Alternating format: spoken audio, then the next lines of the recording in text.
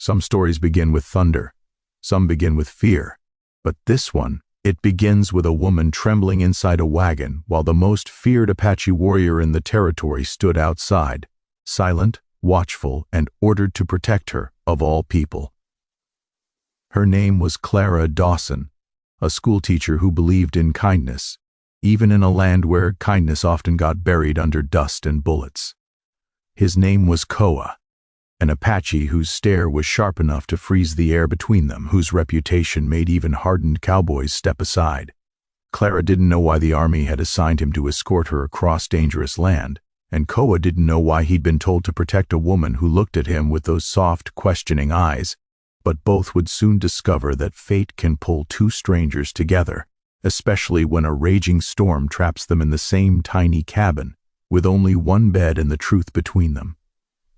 Before we start this emotional journey of courage and unexpected kindness, take a moment to subscribe to the channel, hit like, and drop your thoughts in the comments. This is Soul Tales, where stories heal, inspire, and stay with you long after the last word. The story begins. Clara Dawson had always believed that kindness was the most powerful force in the world. She'd taught her students that kindness could tame anger, soften hate, and turn enemies into friends. But even she wasn't sure kindness could work on Koa, the Apache warrior who now walked beside her horse, eyes fixed on every shadow along the trail. The army lieutenant had given her very few explanations. "Miss Dawson," he'd said, "this man will see you safely to Fort Harmon. No one knows this land better than he does." "But he frightens me," she'd whispered. "Then trust him," the lieutenant replied, "because fear doesn't always tell the truth," and that was that. So now, with the sun dropping behind distant red cliffs, Clara rode in silence, the wagon wheels creaking beneath her, every time she dared glance. At Koa, she saw only a stone-cold face, carved by years of loss she could not understand. He never spoke, never smiled, never met her eyes longer than a heartbeat. Yet every time she stumbled, he was there. Each time she needed help with the fire, he stepped forward. When wolves howled at night, he sat awake, guarding her. He didn't say a word, but his actions whispered louder than most men's speeches. Still, Clara felt a wall between them, a wall built from fear, history, and 1,000 stories told by frightened settlers. The storm on the third night, thick gray clouds rolled over the sky like soldiers marching into battle. The air grew heavy, quiet, expectant. Koa lifted his face to the wind, nostrils flaring. "Storm," he said, the first word he'd spoken to her. Before she could respond, a fierce blast of wind struck the wagon, nearly tipping it. Rain followed so fast it stunned her. The world turned to water and darkness. Koa grabbed the horse's reins, shouting in his native tongue, guiding them toward a rocky rise. Thunder cracked like the sky breaking open. "There!" Clara yelled through the rain, spotting a small cabin half hidden behind trees. Koa nodded and pulled the wagon toward it. The moment they reached the door, he lifted Clara down, not roughly but strongly, as if she were something precious he could not risk losing to the storm. Inside, the cabin was dark and cold. A single bed sat against the wall. A fireplace, dead for years, waited for flame, but the storm had soaked everything except a few scraps of wood inside a wooden chest. Koa immediately worked to start a fire. Clara's hands shook, partly from cold, partly from the shock of the sudden storm, partly because she now stood only a few feet away from a man she'd feared since the day they set out. When the fire finally blazed, warmth filled the tight space between them. Lightning flashed, thunder roared, the roof rattled. And then came the moment neither expected.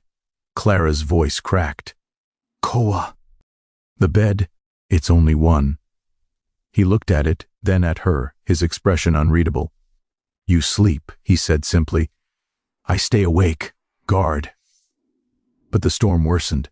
Hours passed. Wind screamed between the cracks in the walls. The fire flickered dangerously low.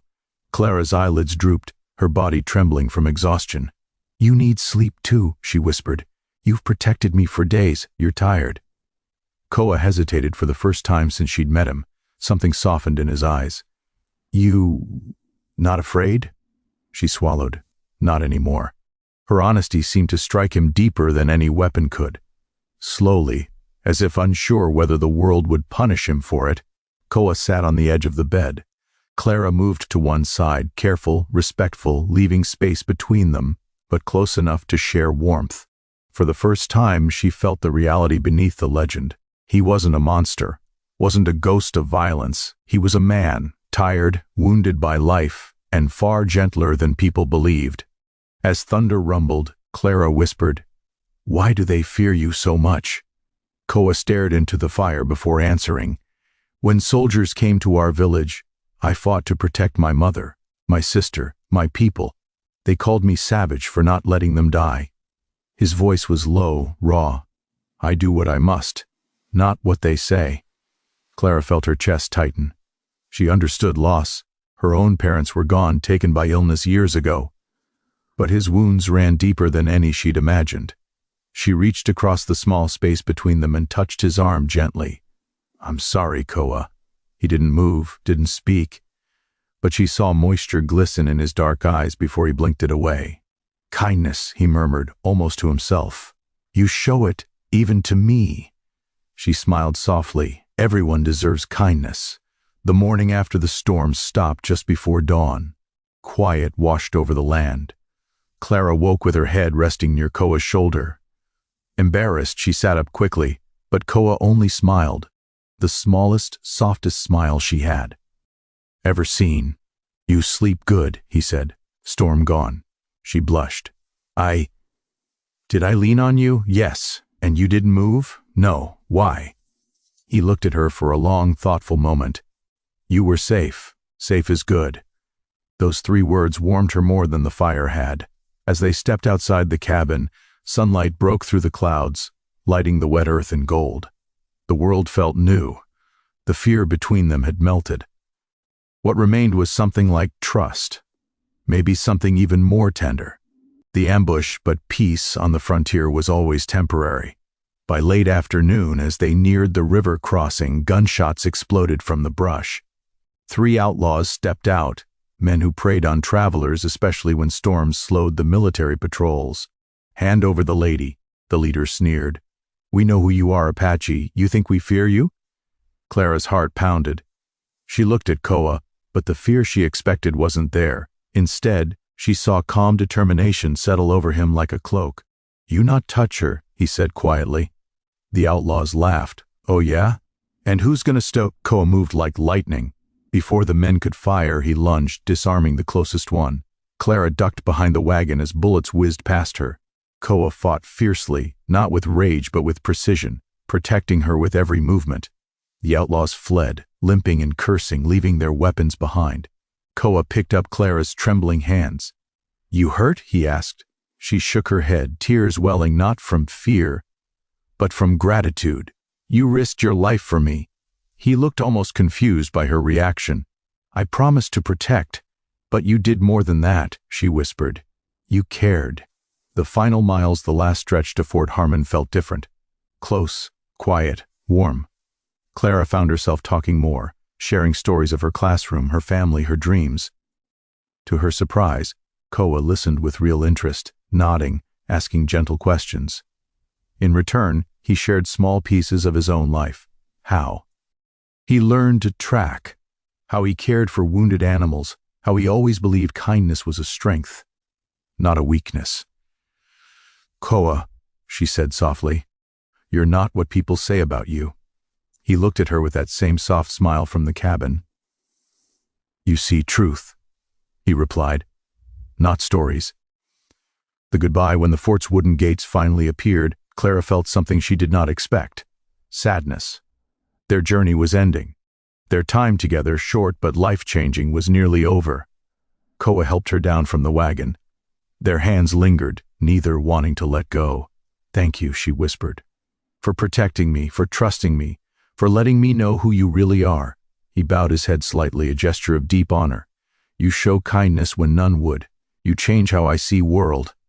The lieutenant walked up, ready to take Clara inside, but before she turned away, Clara stepped forward and wrapped her arms around Koa. He stiffened, surprised, then relaxed and returned the hug, holding her for a long, quiet moment. "Goodbye, Koa," she said softly. "Goodbye, Clara Dawson," he replied. "Walk with kindness." Conclusion. And as she walked through the fort gates, Clara knew one thing for certain. Kindness had bridged a distance no army, no law, no fear could ever cross. In a world full of walls, storms, and stories told in fear, one act of kindness, just one, can change everything. It can turn enemies into protectors, strangers into friends, and hearts full of pain into hearts that finally know peace.